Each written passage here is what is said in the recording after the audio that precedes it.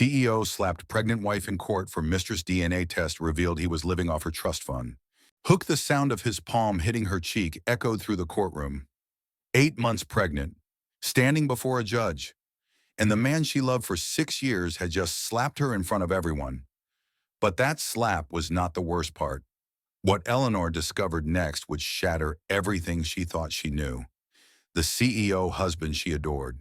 His company never existed. The $40 million tech empire completely fake. The charming man who swept her off her feet at her father's memorial gala.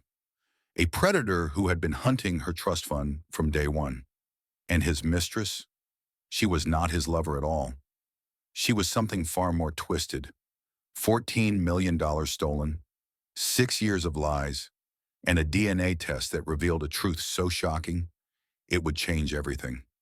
This is the story of how one woman lost everything to a con man, and how she rose from the ashes to destroy him. Before we begin, I want to share something important. This story is not just entertainment. It is a warning. It is a lesson. And for some of you watching, it might be the wake-up call that saves your life. You will learn how to spot a con artist before they destroy you. You will learn why smart, successful women fall for these predators. And you will learn that trusting someone who betrayed you does not make you stupid. It makes you human. The monster is the one who exploits that trust. If you have ever been deceived by someone you loved, this story is for you. If you are worried about someone in your life right now, this story is for you. And if you want to protect yourself from ever becoming a victim, stay until the end. Because here is something I have learned. The women who fall for con men are not stupid. They are not weak. They are not desperate. They are trusting. They are loving.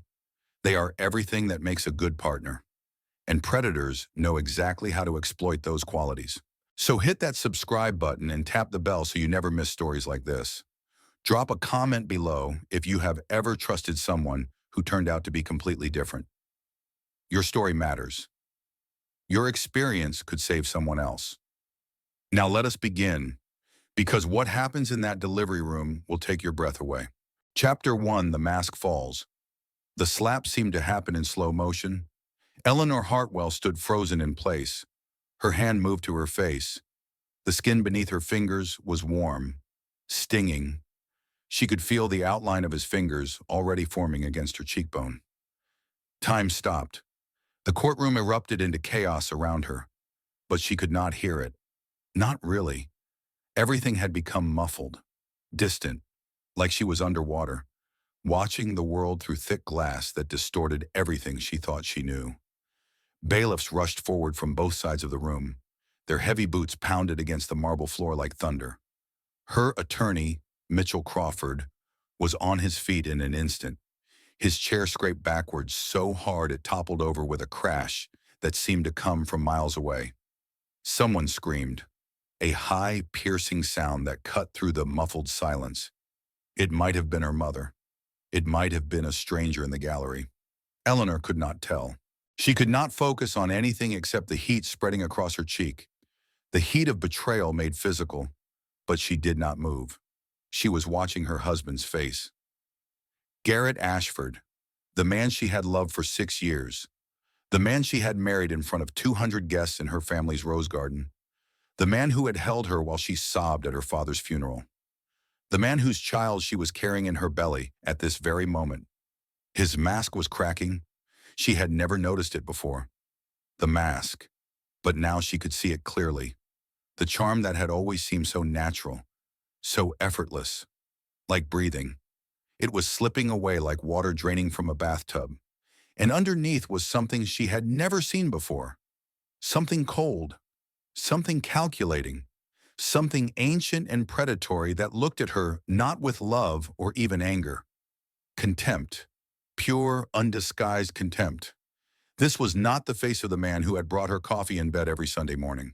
Not the face of the man who had cried actual tears when she told him she was pregnant. Not the face of the man who had whispered, "I love you" every single morning for 6 years, his lips warm against her forehead. This was the face of a stranger who had been wearing her husband's skin like a costume.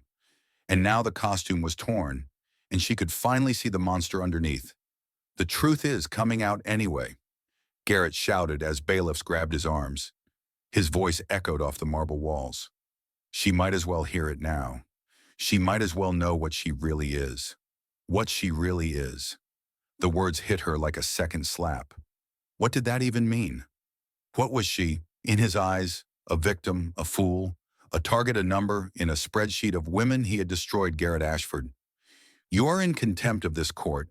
Judge Morrison's gavel crashed down 3 times in rapid succession. The sound was like gunshots in the marble chamber. Get him out of here. Now. 2 bailiffs dragged him toward the side door. He was still shouting, still fighting. The veins in his neck stood out like cords. His $5,000 suit was rumpled now, his perfectly styled hair falling across his forehead. His handsome face twisted into something ugly and unrecognizable. But Eleanor's hand stayed pressed against her cheek. 8 months pregnant, her belly straining against her navy blue maternity dress. The dress she had spent 20 minutes choosing that morning. Carolina Herrera, professional but soft. Appropriate for court but flattering to her pregnant figure. She had wanted to look strong, put together, like the kind of woman who could survive a divorce with her dignity intact. How stupid that seemed now. How naive. As if clothing could protect her from this. The baby kicked. Hard. Once. Twice. 3 times in rapid succession. As if protesting the violence. As if trying to escape the chaos that had suddenly surrounded them both. Eleanor pressed her other hand against her belly. Felt the small foot push against her palm. A tiny life. Completely innocent. Completely unaware of the nightmare her mother was living. Completely unaware that her father was a monster. I know, she thought. I know, baby. Just hold on. We will figure this out together. Somehow, movement in the gallery caught her attention. A flash of red in her peripheral vision. Bright red, blood red, the color of warning signs she had somehow never seen. A woman was standing up, rising from a seat in the 3rd row, long dark hair cascading over her shoulders like a waterfall of silk. A red dress that hugged every curve. Louboutin heels clicking against the marble floor as she pushed past other spectators. She was moving toward Garrett, toward the man being restrained by bailiffs, toward the man who had just struck his pregnant wife in front of a judge in a courtroom full of witnesses. Vanessa Cole. Eleanor knew that name. She had found it 3 months ago in Garrett's phone, in text messages he had forgotten to delete, in a contact saved under the name V with a heart emoji, late night messages. I miss you. Cannot wait to see you. Last night was amazing. You are the only one who understands me. The mistress. And here she was, in the courtroom, at a divorce hearing, watching from the gallery like Eleanor's pain was entertainment. Like this was a show she had bought front row tickets to see. But something was wrong. Something did not add up. Because Vanessa Cole was not watching with satisfaction. She was not smirking or gloating or enjoying the chaos she had helped create. She was crying, real tears streaming down her face, reaching for Garrett like he was the victim here. Like Eleanor was the monster who had hurt him. Why would a mistress cry at a divorce hearing? Why would she rush to comfort the man who had just assaulted his pregnant wife? Why would she look at Eleanor with something that almost looked like pity? Someone call medical. Judge Morrison ordered. Her voice cut through the chaos like a knife through silk. I want Mrs. Ashford examined immediately. She is 8 months pregnant. For God's sake. Hands guided Eleanor toward a side room.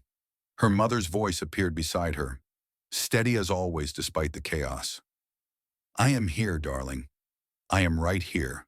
But Eleanor could not stop staring at Vanessa Cole, the woman in red who was being held back by bailiffs now too. Still crying, still reaching for Garrett. Something was very wrong. More wrong than a simple affair. More wrong than a cheating husband. More wrong than anything Eleanor had imagined. She just did not know how wrong until she heard what came next. Honor Chapter 2, The Empire of Lies. 3 hours later, Eleanor sat in her attorney's office. The red mark on her cheek had faded to a dull throb. The paramedics had cleared her. Blood pressure elevated but not dangerous. Baby's heartbeat strong and steady. No immediate risk. No immediate physical risk. Anyway, the emotional damage was another story entirely. Mitchell Crawford's office was on the 12th floor of a downtown building. Floor-to-ceiling windows overlooked the city skyline. Persian rugs covered hardwood floors that had been polished to a mirror shine. Oil paintings that cost more than most people's houses hung on walls covered in silk wallpaper. This was the office of a man who won, a man who destroyed opponents in court and charged $800 an hour for the privilege. Today he looked like he was about to deliver a death sentence. The forensic accountant finished her report this morning. Mitchell said, he spread documents across his mahogany desk. I was going to present it in court today, before the incident. Before the incident. Such a clinical way to describe her husband slapping her across the face. What did she find? Mitchell removed his glasses, cleaned them with a handkerchief, put them back on. A delaying tactic. A way to buy time before delivering news that would change everything. Ashford Technologies does not exist. The words made no sense. Like someone had spoken to her in a foreign language. Like the sounds were familiar but the meaning refused to form. What do you mean the company? Garrett's company. The one he has been running for 7 years. The one he claimed was worth $40 million. The one that was supposed to go public next year. Mitchell paused. Let the silence stretch until it became unbearable. It is not real. It has never been real. Eleanor heard the words, but her brain refused to process them. That is impossible. I have been to his office. The corner office on Madison Avenue. Glass walls. A view of Central Park. I have seen the awards on his shelves. The frame magazine covers. The photos of him with tech investors and politicians. She was talking faster now. Desperate. Trying to prove to herself that her life had not been a complete lie. I have met his employees. His chief technology officer. His head of marketing. His executive assistant who always remembered my coffee order. I have attended company parties. Christmas parties where everyone got bonuses. Summer barbecues at his CFO's house in the Hamptons. Product launch celebrations with champagne that cost $300 a bottle. Mitchell slid a document across the desk. His finger pointed to an address. The office address is a virtual office service, Executive Suites International. For $500 a month, they provide a prestigious address. A receptionist answers the phone in whatever company name you specify. They accept mail and forward it to a P.O. box, but there is no actual office, no corner suite, no view of Central Park, no employees working late on product development. Eleanor stared at the document. The words swam in front of her eyes like fish in murky water. The people at the parties, she said slowly.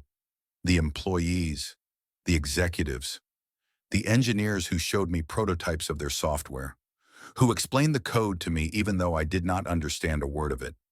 Hired actors. The words landed like bombs. Through a talent agency called Star Power Staffing. We found the invoices in a hidden email account. Garrett paid them $20,000 a year to provide performers for company events.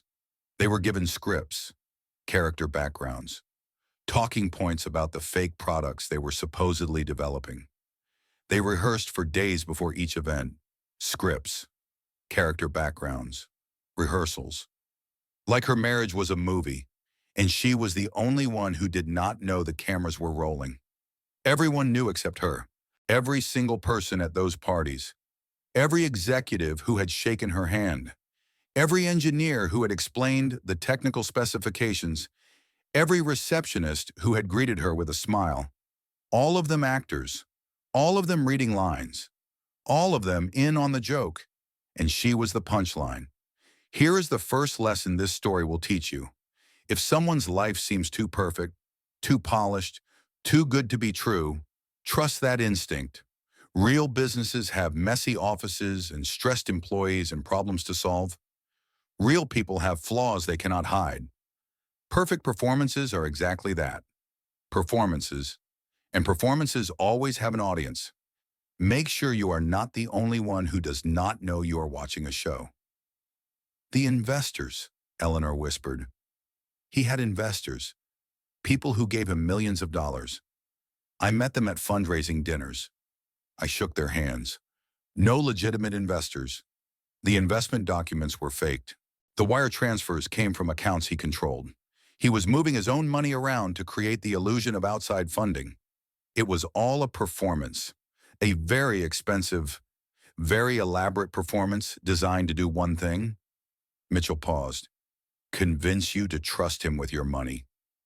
The room was spinning. Eleanor gripped the arms of her leather chair, felt the expensive material creak under her fingers. The money, she said.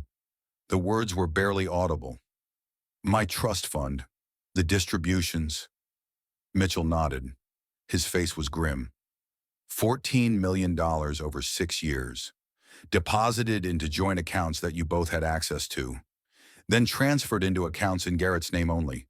Accounts you did not know existed. Accounts at banks in the Cayman Islands and Switzerland and Singapore. $14 million. Her father's money. Thomas Hartwell had built his fortune from nothing.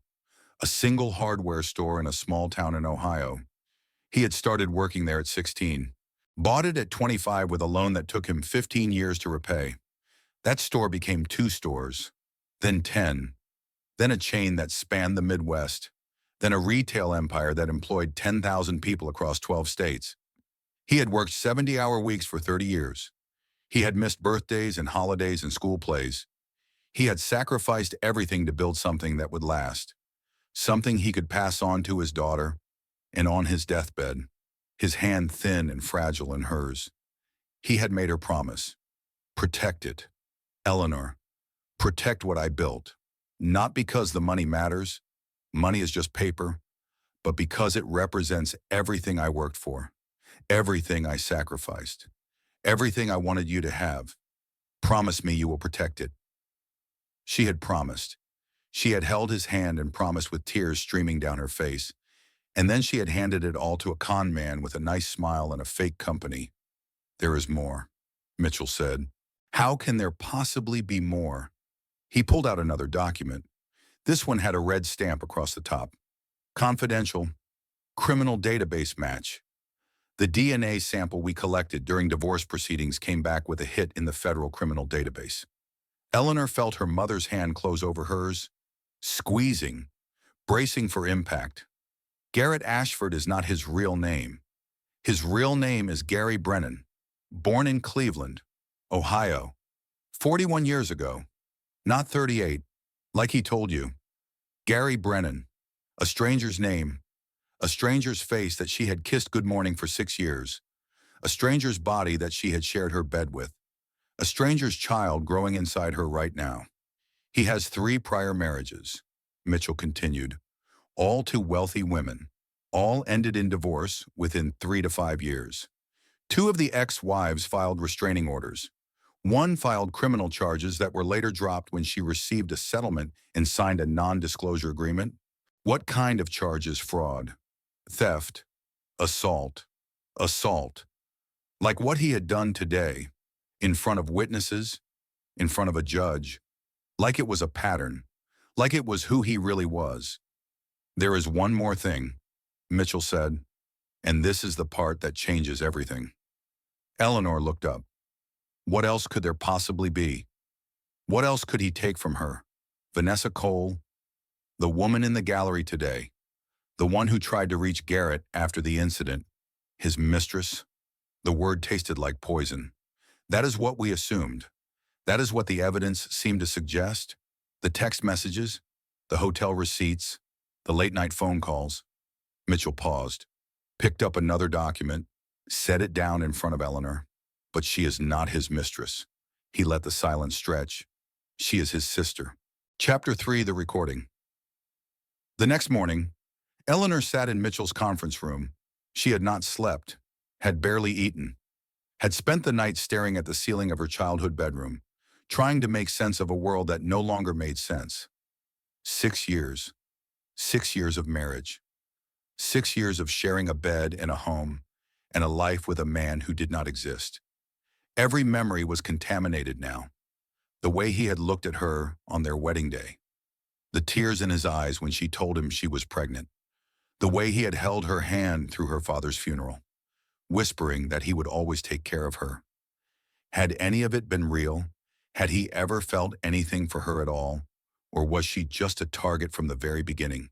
A mark, a score, a number on a spreadsheet. Mitchell was setting up audio equipment, speakers, a laptop, files recovered from Garrett's hidden email accounts. "Are you sure you want to hear this?" Mitchell asked. "It is not going to be easy.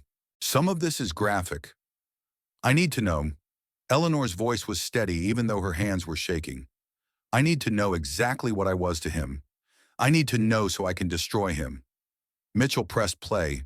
Gary's voice filled the room, casual, confident, almost bored, like he was discussing the weather instead of destroying someone's life.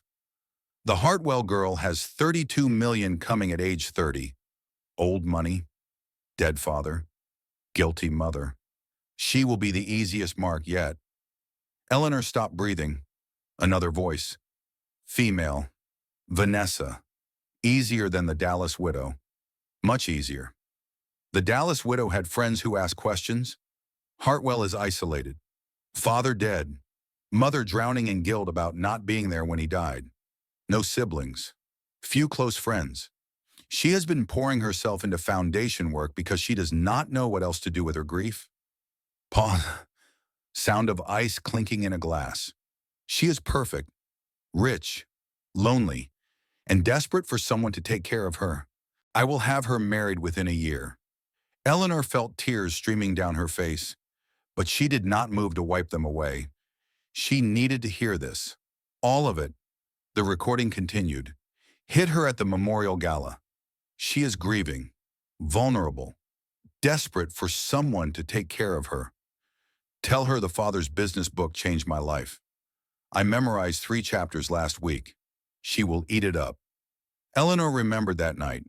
Her father had been dead for 3 months. She had not wanted to attend the charity gala in his honor.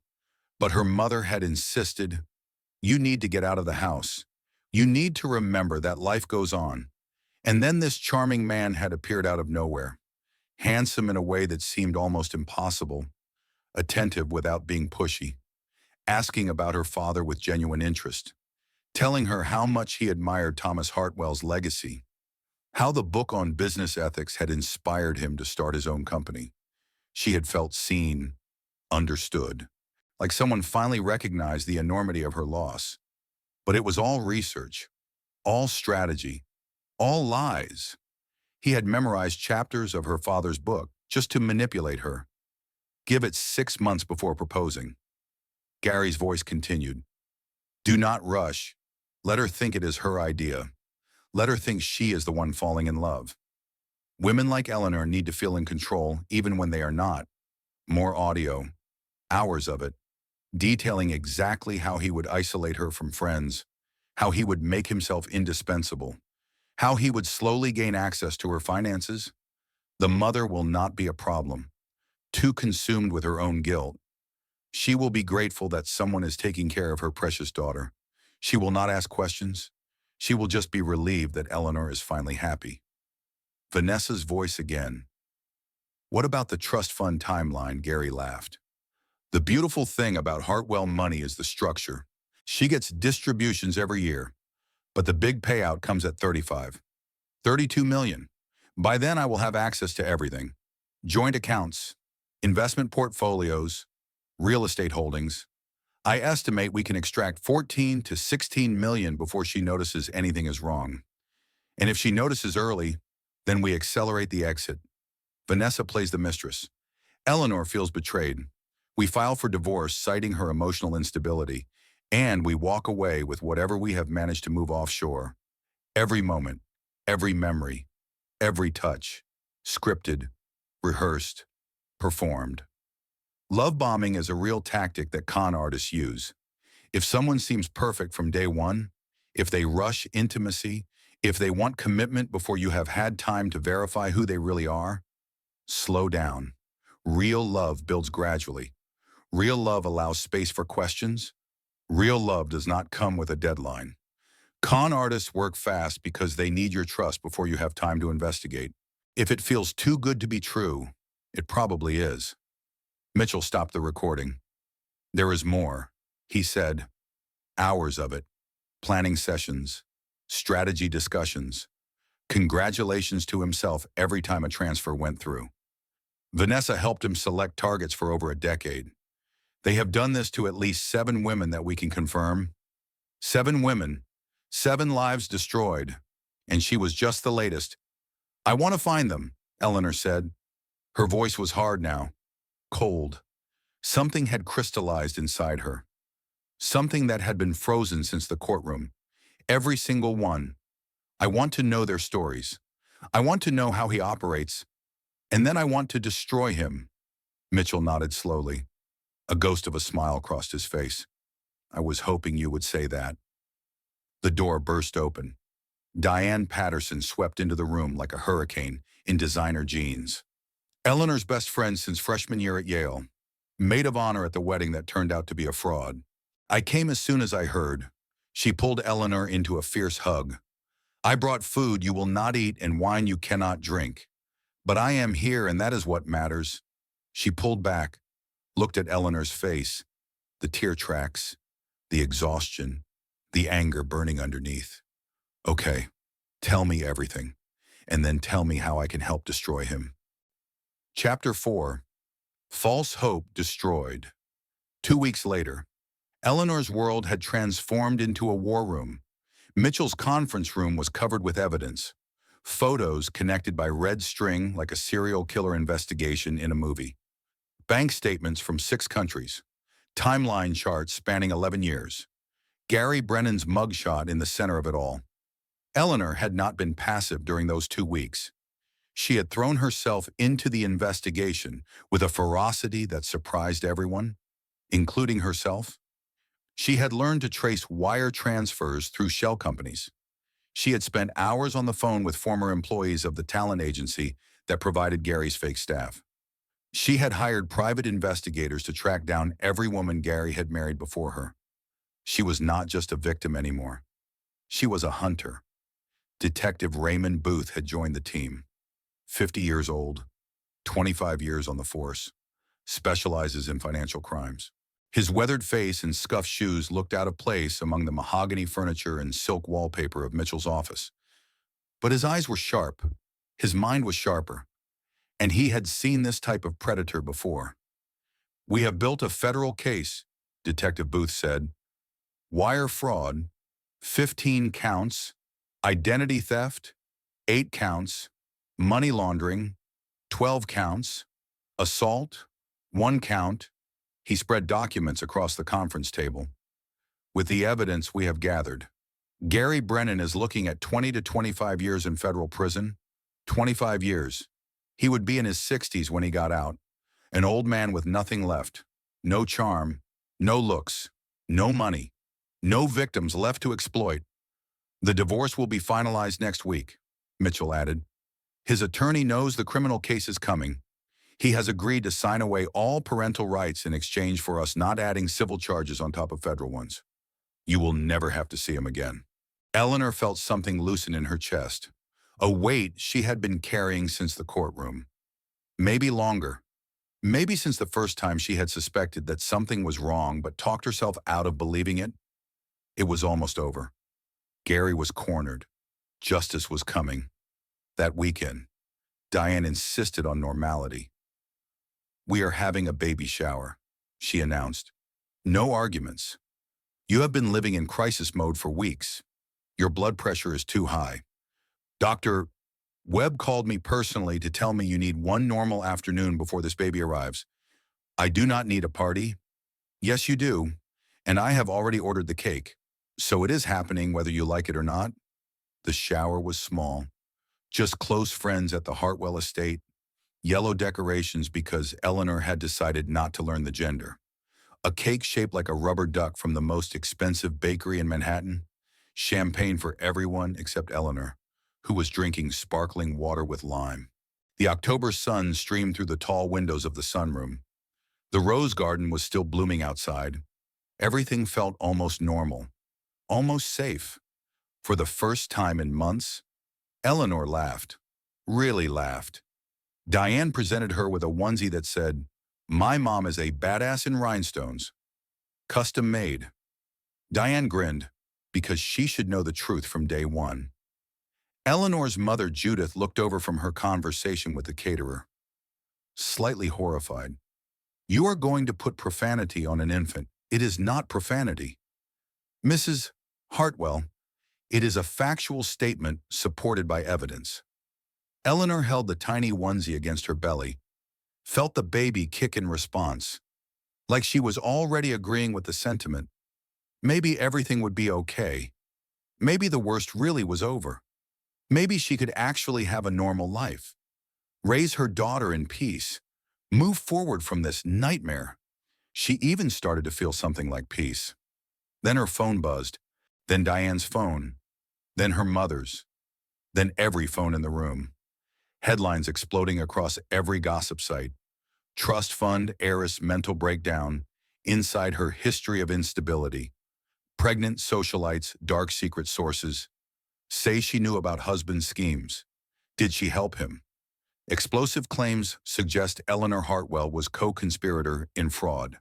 Anonymous sources, unnamed insiders, psychological evaluations she had never taken, affairs she had never had, medications she had never been prescribed, hospitalizations that never happened. All of it lies. All of it everywhere. All of it designed to destroy her credibility before she could destroy him. Her phone started ringing. Reporters, bloggers, a cable news producer wanting to hear her side of the story, a tabloid offering $50,000 for an exclusive interview. Mitchell called within minutes. "It is Gary, from jail. He is orchestrating this through his attorney. Someone has been smuggling messages out of the prison. We are investigating how." Eleanor looked around the baby shower. The yellow streamers, the rubber duck cake, the onesie that said her daughter's mom was a badass. The peace she had felt moments ago evaporated like morning dew in summer sun, replaced by something cold, something heavy. Gary was in a jail cell, and he was still destroying her life, still controlling the narrative, still one step ahead. He was still winning. Chapter 5. The Sisterhood Rises. Eleanor refused to hide. While the tabloids painted her as unstable, she channeled her rage into action. She tracked down the other victims, the women Gary had destroyed before her, the women who had been too ashamed to come forward, the women who had suffered in silence for years. Margaret Thornton was the first to agree to meet, 62 years old, retired high school English teacher from Phoenix, Arizona, taught for 40 years, had inspired thousands of students, had lived a good, honest life, until Gary Brennan found her. They connected by video call. Margaret was sitting in what was clearly a basement bedroom. Small window near the ceiling, low water-stained ceiling, a twin bed with a faded quilt that had probably been beautiful once. This was not where a retired teacher should be living. This was not the retirement she had earned. "I gave him $200,000, Margaret said. Her voice trembled but did not break. "My entire pension, 40 years of teaching high school English, grading papers until midnight, coaching debate teams on weekends, and I handed it all to a man I had known for 8 months." She paused, took a breath. Her hands were clasped in her lap, knuckles white. "He said he was investing in educational technology, software that would help struggling readers. He knew I had spent my career trying to help kids who fell through the cracks. He used that against me." Another breath. "My husband Richard found out 3 weeks before he died. He came home from his doctor's appointment. I was going to tell him that night, but he found the bank statements first." Her voice cracked. "He had a heart attack right there in the kitchen. I called 911. I held his hand. I told him I was sorry. I do not know if he heard me. The doctors said it was the stress, the shock of learning what had happened to our retirement, 40 years of careful saving, and I had given it all away." Margaret's eyes were wet, but she was not crying. Not quite. She had probably cried all her tears already. "I live in my daughter's basement now. She says she does not mind, but I know it is hard for her. She has her own family, her own bills. She should not have to support her mother because her mother was stupid enough to fall for a con man. You were not stupid, Eleanor said. Her voice was fierce. You were targeted by a professional predator.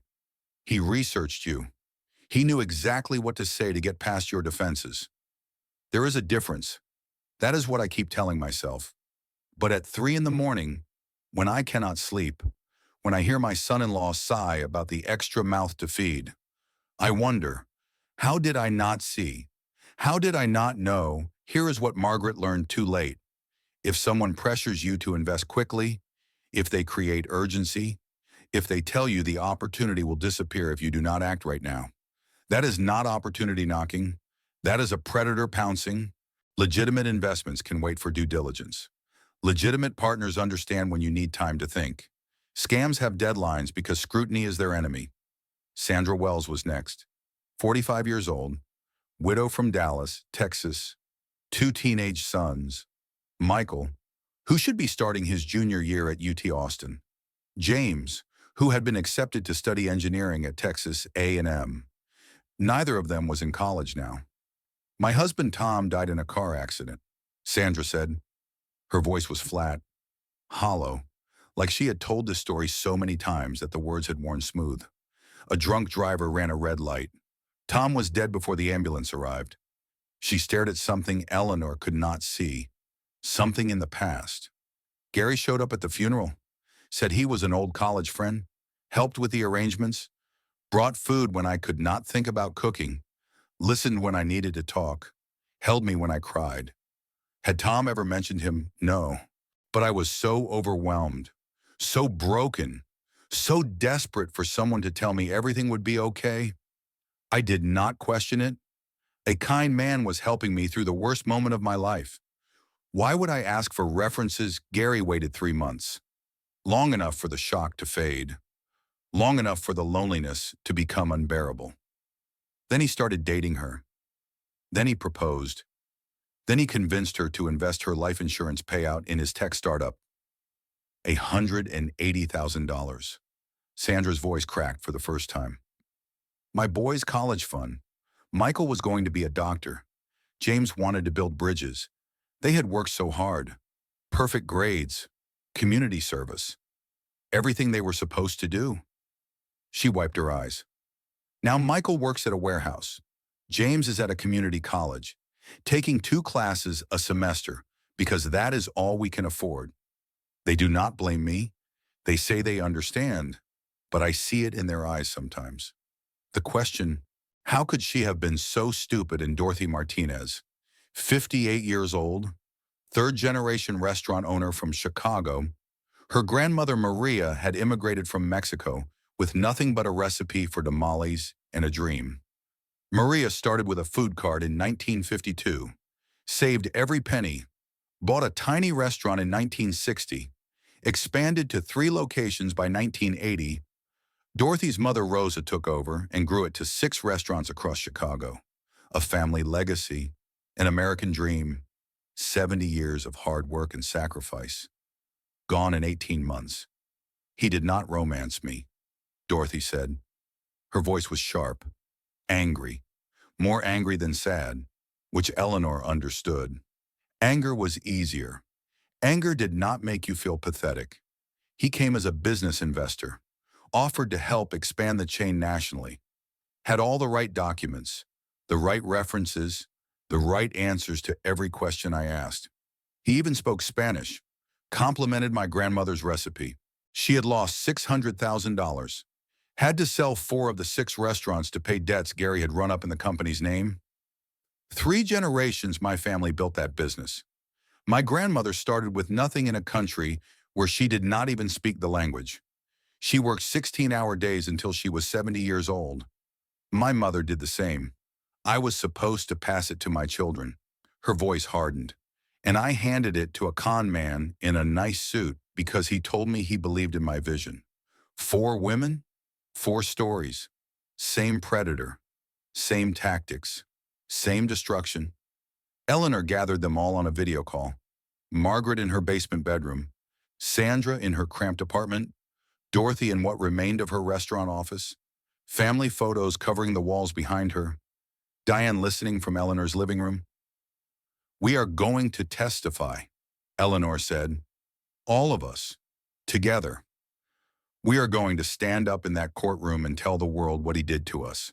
Margaret's eyes went wide. "I am 62 years old. I thought I would never have the courage." Sandra shook her head. "What if they do not believe us? What if they say we should have known better? They will believe 4 women saying the same thing," Dorothy said. "Hell, they will believe us more because we have nothing to gain. We have already lost everything. All we have left is the truth. Not just 4, Eleanor said. I have found 6 more victims willing to come forward. Maybe more by trial time. 10 women, all with the same story, all pointing at the same man. For the first time in years, these women were not isolated. They were not ashamed. They were not alone. They were an army." Diane popped into frame. "I am making T-shirts. Gary Brennan is a piece of..." Well, I cannot say that word because Eleanor's mother is in the room, but you get the idea. Big letters. Very satisfying. Judith's voice came from somewhere off camera. Dry as always. "I have heard the word before. Ms. Patterson, please put it on the shirts in the largest font possible. I will wear one to the trial." Chapter 6, 3 Catastrophes. The break-in happened 3 days later. 2:14 in the morning. The alarm system screaming. Red lights flashing throughout the estate like the house itself was bleeding. Eleanor jolted awake, heart pounding, baby kicking frantically in response to her surge of adrenaline. Security Chief Marcus appeared at her bedroom door within seconds. Former Marine, 2 tours in Afghanistan, calm under pressure, but even his face showed concern. Someone breached the north perimeter. They did not get in, but they got close. Closer than they should have been able to. Security footage showed a dark figure, moving along the fence line with professional precision, testing locks, checking camera angles, looking for blind spots. When the alarms triggered, the figure retreated, disappeared into the trees beyond the property line. Gone before the police could respond. Gary was in custody, had been for weeks. His bail had been denied 3 times, which meant he had allies. People working for him on the outside. People willing to break into a pregnant woman's home in the middle of the night. The next morning, a letter arrived, hand-delivered to the estate, no return address. Just Eleanor Ashford written on the envelope in careful feminine handwriting. Not Hartwell, Ashford. Like the marriage was still real. Like she still belonged to him. Eleanor opened it alone in her father's study. The room that still smelled like his cigars. The room where she had felt safe as a child. "Dear Mrs. Ashford, I know you do not know me, but I know you. Or rather, I know what you are going through. Because I was you once, 20 years ago. I was Gary's first wife. Before the cons became sophisticated, before Vanessa joined him, before he learned how to disappear without a trace. I am not writing to defend him. What he did to you was wrong. What he has done to all those women is wrong. He deserves whatever punishment the law allows. I am writing to warn you. When Gary feels cornered, he becomes dangerous. Truly dangerous. The charming man you married was a mask. The real Gary is something else entirely. Something cold. Something patient. Something that holds grudges forever. He broke my arm when I tried to leave him. Told the hospital I fell down the stairs. Everyone believed him because he was so charming, so concerned, so worried about his poor clumsy wife. I believed him too. I believed I must have fallen. My own memory could not be trusted when he was standing there, looking so sincere. Watch your back, because Gary never forgets, and he never forgives, especially women who fight back. Linda Brennan. Eleanor read the letter 3 times, then called Mitchell. We need more security. Immediately. But the next blow came that same afternoon. Legal documents arrived by courier. Gary was contesting the divorce, claiming the prenuptial agreement was signed under duress, claiming Eleanor had manipulated him into the marriage, claiming he was the real victim. But that was not the worst part. He was demanding a paternity test, claiming the baby might not be his, claiming Eleanor had been unfaithful during their marriage with multiple partners.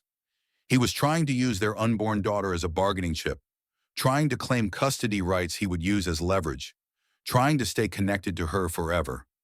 Eleanor felt something shift inside her, something that had been frozen since the courtroom, something that was finally starting to thaw.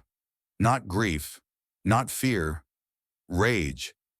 "He is not getting anywhere near my daughter," she told Mitchell. "Not now. Not ever. I do not care what it costs. I do not care what it takes. He will never touch her." That evening, a black armored SUV pulled up to the estate. Eleanor watched from the window as a man stepped out. Late 50s. Silver hair cut military short. Posture like a steel rod. Ice blue eyes that looked exactly like her father's eyes. Her mother Judith saw him through the window and went pale. "Oh my God!" Her hand flew to her mouth. "Harry!" After all these years, the man walked up the front steps, rang the doorbell like a normal visitor, like he had not been gone for 20 years, like he had not missed his own brother's funeral. Eleanor opened the door. "Hello, Eleanor."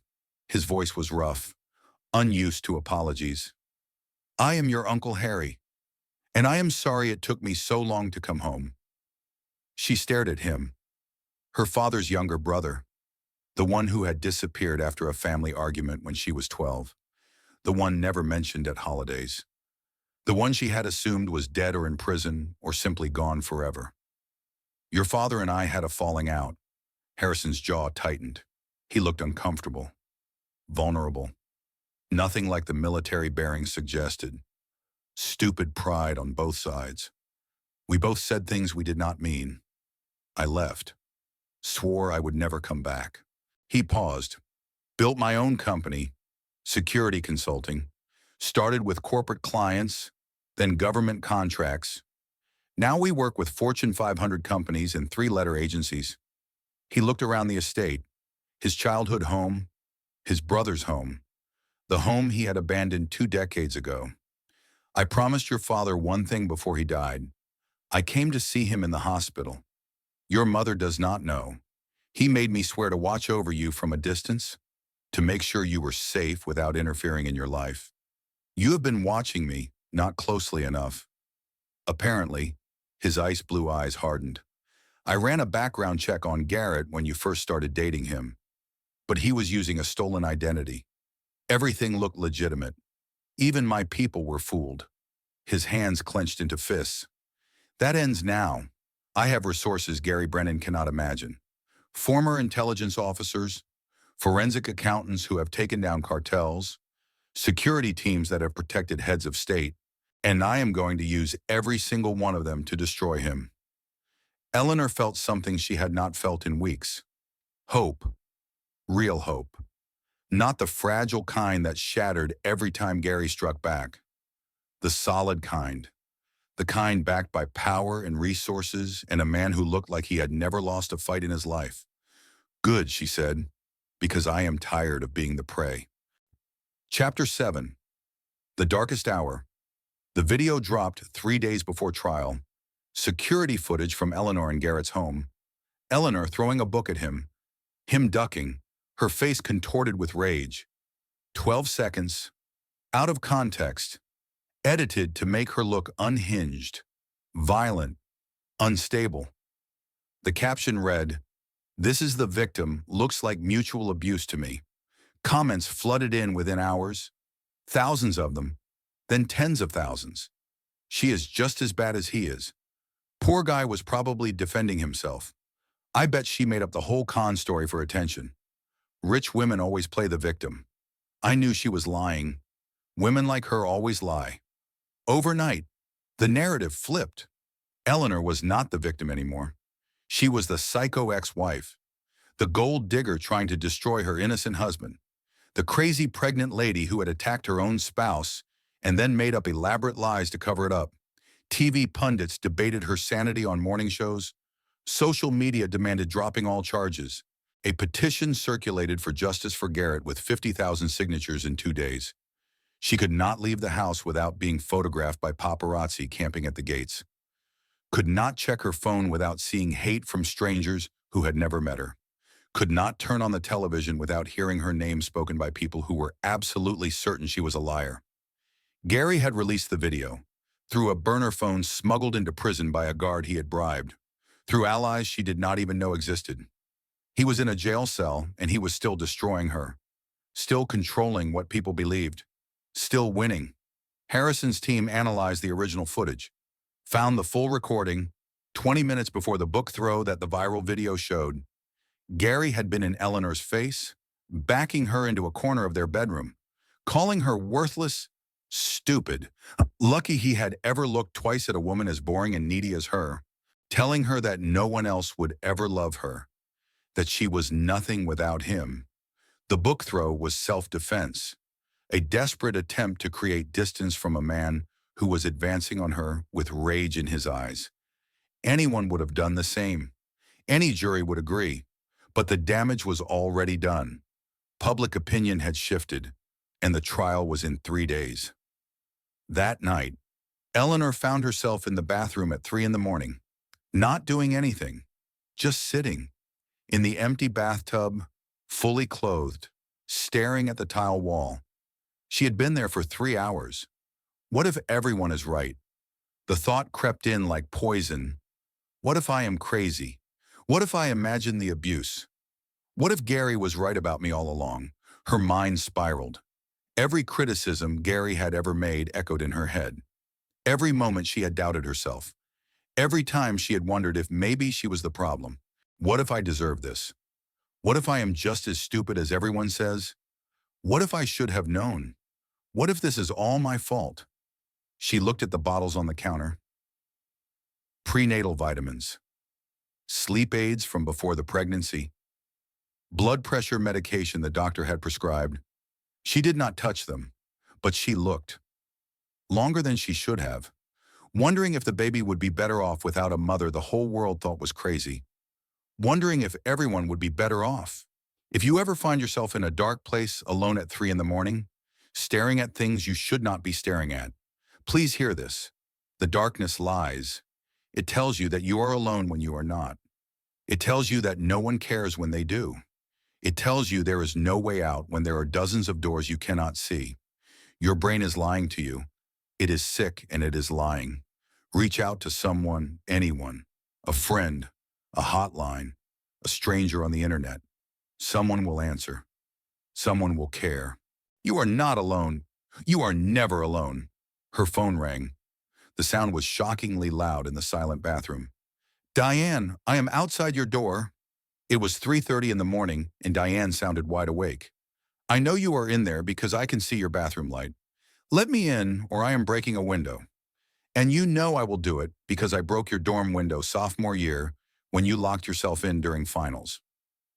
Eleanor let her in. Diane found her on the bathroom floor, mascara smeared, eyes swollen, still in the clothes she had been wearing 12 hours ago. Diane did not ask questions, did not offer empty reassurances, did not tell her everything would be okay. She just sat down on the cold tile beside her. Let the silence stretch. Remember sophomore year, Diane finally said. When Professor Morrison failed you on that paper about Victorian literature, Eleanor blinked. The non sequitur was so unexpected it cut through the fog. What you stayed in bed for 3 days.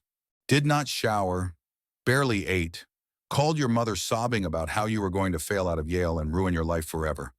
All over a C- on one paper. I remember, yeah, and then you rewrote the paper.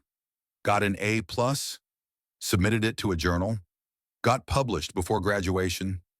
Diane took Eleanor's hand. Her grip was warm and strong. This is just another C-. Ellie, a really, really bad one. But you have survived bad grades before. You are comparing my husband being a professional con artist to a bad grade. I am comparing your resilience then to your resilience now. You are the same person, the person who does not stay down, the person who rewrites the paper, the person who comes back stronger than before. The bathroom door opened. Margaret Thornton stood there, gray hair messy from traveling, sensible shoes, eyes worried but determined. Then Sandra Wells, who had driven 8 hours from Dallas through the night. Then Dorothy Martinez, who had left her restaurant in the middle of dinner service without explanation. 5 women crowding into an oversized bathroom at 3:30 in the morning. "We saw the video," Dorothy said. "We saw what they are saying about you online. And we wanted you to know we do not believe it," Sandra added. "Not for 1 second." Margaret knelt down on the cold tile floor. Her arthritic knees must have screamed in protest, but she did not seem to notice or care. She took Eleanor's other hand. "You are not the villain, sweetheart. You are just the one who got caught in a monster's trap, like all of us." Her eyes were wet. "And we are going to get through this together.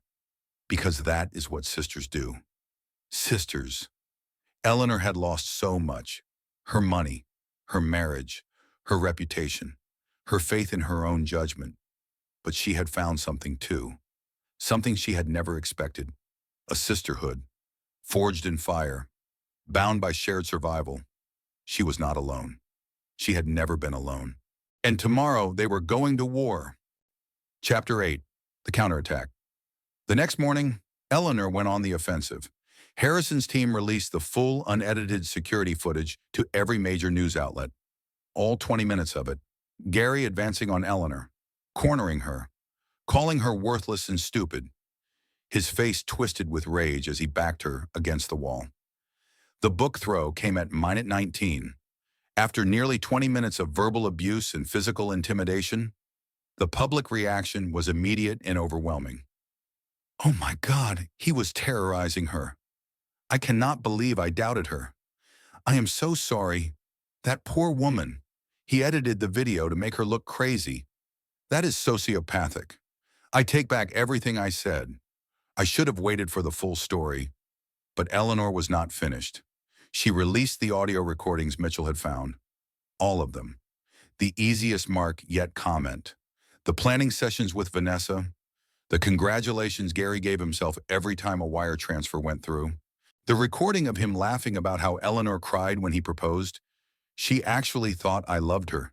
His voice on the tape was casual, amused, like he was describing a particularly stupid pet. It was almost sad how easy she was. And she released the victim testimonies. Video interviews with Margaret, Sandra, Dorothy, and 7 other women who had come forward since the investigation began. 10 women. Same story, same man, same destruction. Sarah Mitchell at the Financial Times ran a 5,000-word investigation. Front page, above the fold. The kind of story that wins journalism awards. The con man who stole millions inside the 11-year fraud of Gary Brennan. Gary's mugshot was everywhere now. Not the charming CEO persona. The real face. The booking photo with the cold eyes and the cruel set of his mouth. No smile, no mask, just the predator underneath. And underneath his photo, arranged in a grid, the faces of his victims. 10 women who had agreed to be identified. 10 women who had decided that their shame was less important than warning others. 10 women standing together. The trial began on a Monday. First Monday of October. Courtroom 3, Federal Building. Eleanor sat in the front row of the gallery. Judith on one side, Diane on the other. Harrison standing behind them like a guardian angel in a $5,000 suit. Margaret, Sandra, and Dorothy in the row behind. All of them wearing matching t-shirts under their blazers. Gary Brennan is a piece of. The word was not visible, but they all knew it was there. Gary was let in wearing an orange jumpsuit, shackles on his wrists and ankles. His hair had grown out and lost its careful styling. His face was thinner. The confident charm that had fooled so many women was nowhere to be seen. He looked small, ordinary, just another middle-aged man in prison clothes. He tried to catch Eleanor's eye as he sat down at the defense table. She looked right through him, like he was a stranger, like she had never met him before. In a way, she never had. The prosecution's case was methodical, devastating, overwhelming. Margaret testified first, her voice steady despite her trembling hands.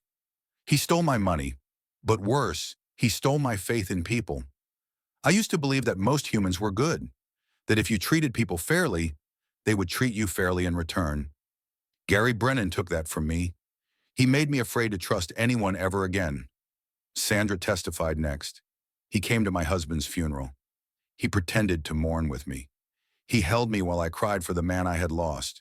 And the whole time, he was calculating how much my grief was worth, how many dollars he could extract from my pain. Her voice cracked. My boys are working minimum wage jobs instead of becoming a doctor and an engineer. Because of him. Because I trusted the wrong man at the worst possible moment. Dorothy. My grandmother started with a food cart in 1952. She did not speak English. She did not have papers. She had nothing except a recipe and a dream. 70 years my family built that business. 3 generations of sacrifice and hard work. And Gary Brennan destroyed it in 18 months because I believed him when he said he wanted to help us grow. And then Vanessa Cole took the stand. She looked nothing like the glamorous woman in red from the divorce hearing. Dark circles under her eyes. Visible bruises on her wrists despite the long sleeves. Trembling hands she could not keep still. The prosecutor approached her carefully, like she might shatter if he spoke too loudly. Why are you testifying against your own brother? Vanessa was quiet for a long moment. When she spoke, her voice was barely above a whisper. Because I watched him hit a pregnant woman in open court.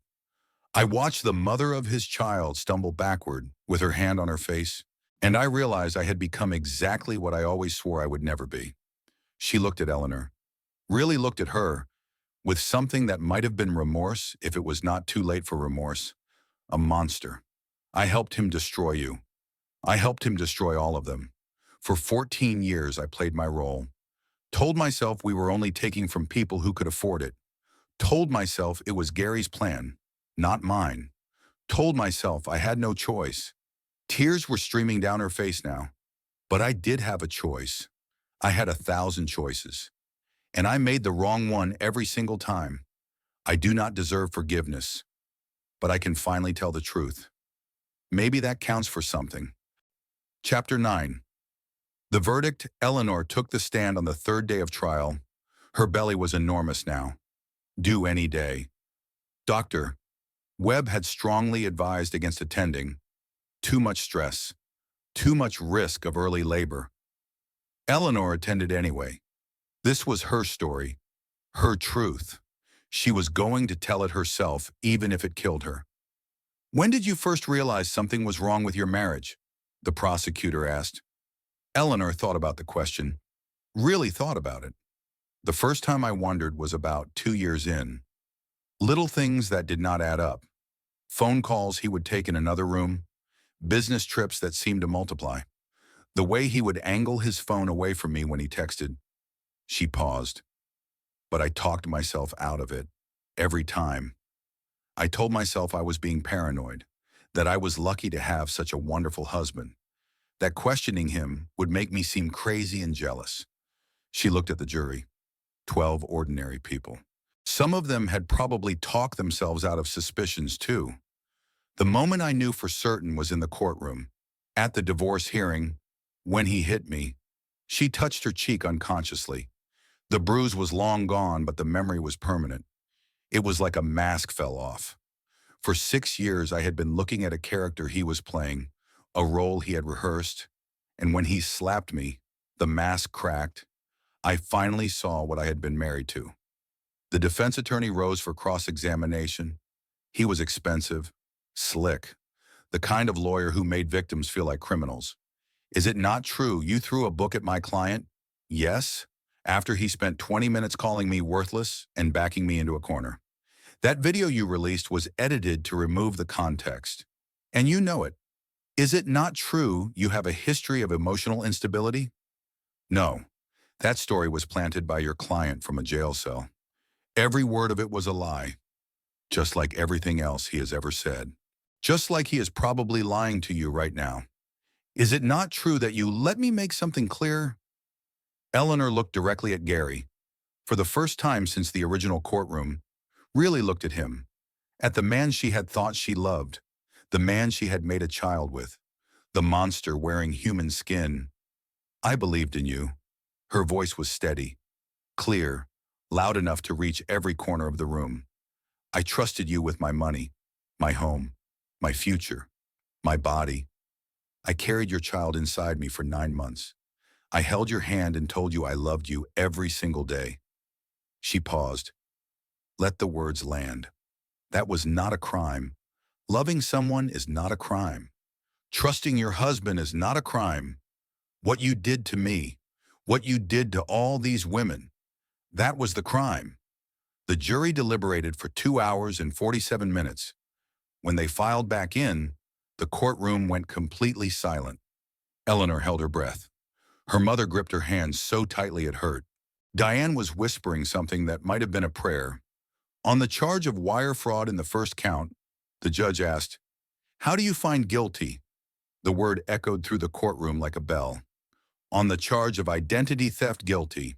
On the charge of assault in the second degree, guilty. On the charge of conspiracy to commit fraud, guilty. 15 counts. 15 guilty verdicts, each one landing like a hammer blow. Gary's face went pale, then red, then something twisted and ugly. All pretense of charm finally abandoned. All masks finally discarded. He lunged across the defense table, toward Eleanor, shouting incoherently.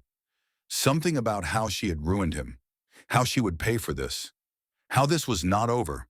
Bailiffs tackled him before he got 3 steps, slammed him to the ground, pinned him there while he continued to scream like an animal. But Eleanor did not flinch. She simply placed a hand on her belly, felt her daughter kick as if in celebration, and walked out of the courtroom with her head held high. 30 minutes later, in the car on the way home, she felt a sharp pain low in her abdomen, then another, then a gush of warmth. Her water had broken. Chapter 10. Phoenix Rising. The hospital was a blur of fluorescent lights and antiseptic smells and voices calling out numbers she did not understand. 10 hours of labor, the longest night of her life. Contractions that felt like being torn apart from the inside. Diane stayed the whole time, holding her hand, making terrible jokes that somehow still made Eleanor laugh between contractions. Only you would go into labor 30 minutes after putting a con man in prison, Diane said. Your sense of timing is genuinely award-worthy. Eleanor gripped her hand through another contraction. If she comes out wearing an orange jumpsuit, I am blaming the stress. And then, a cry, thin and high and perfect, the most beautiful sound Eleanor had ever heard in her life. It is a girl, Dr. Webb said. 7 pounds, 4 ounces, perfect in every way. They placed the baby on her chest, tiny, warm, covered in the messy, beautiful reality of being born. Eleanor looked down at her daughter's face, searched it carefully, looking for something, dreading something, but there was nothing of Gary there. No trace of the cold eyes, no echo of the cruel mouth, just dark curly hair, rose petal skin, small fingers curling and uncurling as she discovered the world. A future unmarked by the past, a clean slate, a chance to start over. What is her name? The nurse asked. Eleanor looked at her mother, who was crying silently, at Diane, who was already taking photos, at Harrison, standing guard by the door. Grace, she said. Grace Eleanor Hartwell. Not Ashford, not Brennan.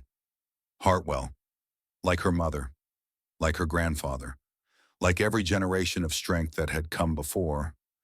Hello, Grace. Eleanor pressed her lips to her daughter's forehead. I am your mother, and I am going to spend my whole life keeping you safe.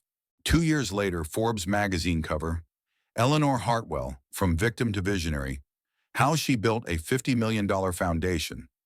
The Hartwell Foundation for Fraud Victims had helped over 1,000 people rebuild their lives. Offices in 6 cities, partnerships with the FBI, Secret Service, and FTC, hotlines staffed around the clock, support groups in every major city. Eleanor had turned her worst nightmare into a life-saving mission. She sat in her corner office at the foundation headquarters, reviewing grant applications. Grace, now 2 years old, was playing with blocks on the carpet, dark curly hair bouncing as she moved, brown eyes bright with curiosity, a laugh that sounded like wind chimes. A knock at the door. James Cooper poked his head in. The prosecutor who had worked her case. 6 months of coffee had turned into dinners. Dinners had turned into something more. He was not charming like Gary. He did not sweep her off her feet. He did not make grand romantic gestures or cry at carefully chosen moments. He was steady, kind, honest to a fault. His smile reached his eyes. He had no secrets, no hidden agendas, no performances. She had run a background check on him before their first date. He had laughed when she told him, said he would have done the same thing. "Ready for lunch?" James asked. Grace looked up from her blocks. Her face lit up. "Jamesy." "She is very articulate for her age," James said. "She gets it from her mother." Gray Ridge Federal Prison. Same day Gary Brennan sat alone in his cell. 15 years stretched ahead of him. 15 years of concrete walls and iron bars in the slow grinding passage of time. The other inmates knew what he had done. Word spread fast in prison about men who hit pregnant women, about men who preyed on widows and retirees, about men who thought they were smarter than everyone else. He had been dealt with twice in the first month, lost 2 teeth, cracked 3 ribs, walked with a permanent limp now, would probably limp for the rest of his miserable life. His offshore accounts were gone, every dollar seized and distributed to victims. The Cayman accounts, the Swiss accounts, the Singapore accounts, all frozen, all emptied, all returned to the women he had robbed. He had tried to reach Vanessa, dozens of letters, hundreds of attempts at phone calls. She never responded, had blocked every avenue of contact, had testified against him and then disappeared into witness protection. He was alone, completely alone. The prison had a television in the common area. Gary usually avoided it. Too many reminders of the world he had lost, the world that had moved on without him. But today someone had left it on, and there was Eleanor's face. Forbes magazine cover story. Eleanor Hartwell, visionary philanthropist, smiling, confident, successful beyond anything she had been when he had married her. Beside her in the photo, a little girl with dark curly hair, his daughter, the daughter he had tried to use as leverage, the daughter he would never meet, the daughter who would grow up not knowing his name. And beside them, another man, James Cooper. The caption said, "Prominent prosecutor and Eleanor's partner." She had replaced him, found someone better, built a life without him, a better life than she would have had if he had never existed at all. She had won. The realization hit him like a physical blow, harder than any punch, harder than any kick from the inmates who liked to remind him what they thought of men who hit pregnant women. He had spent 15 years perfecting his craft, learning to manipulate, learning to charm, learning to destroy. And this woman, this ordinary woman with her dead father and her trust fund, she had destroyed him instead. Gary grabbed his plastic chair, hurled it at the television screen with all the strength he had left. It bounced off harmlessly. Prison furniture was designed not to break, like everything else in this place. Designed to contain him, to humiliate him, to remind him that he was powerless now. The guards noticed immediately. They always noticed. "Solitary," one of them said. "Again, 3rd time this month. Brennan, keep this up and you will spend the rest of your sentence in a hole." As they led him away in handcuffs, Gary caught one last glimpse of Eleanor's face on the screen. She was still smiling. She would always be smiling. And he would spend the rest of his life remembering that he had created this. He had turned a grieving woman into a warrior. He had forged his own destruction. Hartwell Estate. 1 year later, Eleanor visited her father's grave on the anniversary of his death. Grace holding her hand, Judith and Harrison standing behind them, James at her side, solid and warm. The October sun was gentle. The leaves were turning. The cemetery was quiet except for birdsong. She placed white roses against the headstone. Thomas Hartwell, beloved father, his legacy lives on. I spent 6 years loving a lie, she said softly. I thought that made me stupid, weak, broken beyond repair. She paused, watched a leaf drift down from a nearby maple. But here is what I learned. Trusting someone who betrayed you does not make you a fool. It makes you human. We are built to connect, to love, to believe in people. That is not weakness. That is the best part of who we are.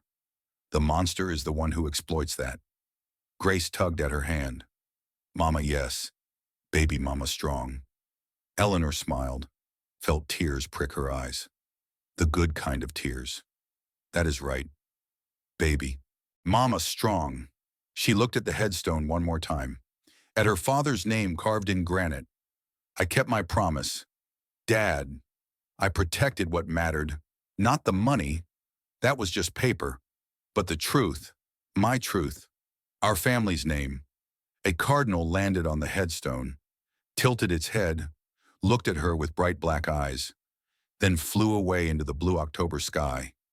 Eleanor watched it go, not with sadness, with gratitude. She had lost so much. $14 million. 6 years of her life. Her faith in her own judgment. Her belief that she could spot a lie. But she had gained more. A daughter who would grow up knowing what strength looked like. A purpose that had saved hundreds of lives. A sisterhood of survivors who had found each other in the wreckage. A new love built on honesty instead of performance. And a truth she would carry for the rest of her life. She was not broken. She had been broken open. And from the cracks, something beautiful had grown. Outro and final lessons. Eleanor's story proves something important. You are never too smart to be fooled, and you are never too broken to rise again. Here are the lessons that could save your life or the life of someone you love. First, love bombing is a red flag, not a green light. If someone seems perfect from day one, if they rush intimacy, if they want commitment before you have had time to verify anything about them, slow down. Real love is patient. Scams have deadlines. Second, background checks are not paranoid. Before you marry anyone, especially someone who seems too good to be true, spend $200 on a background check. Run a Google search, check court records, verify their employment. It could save you everything.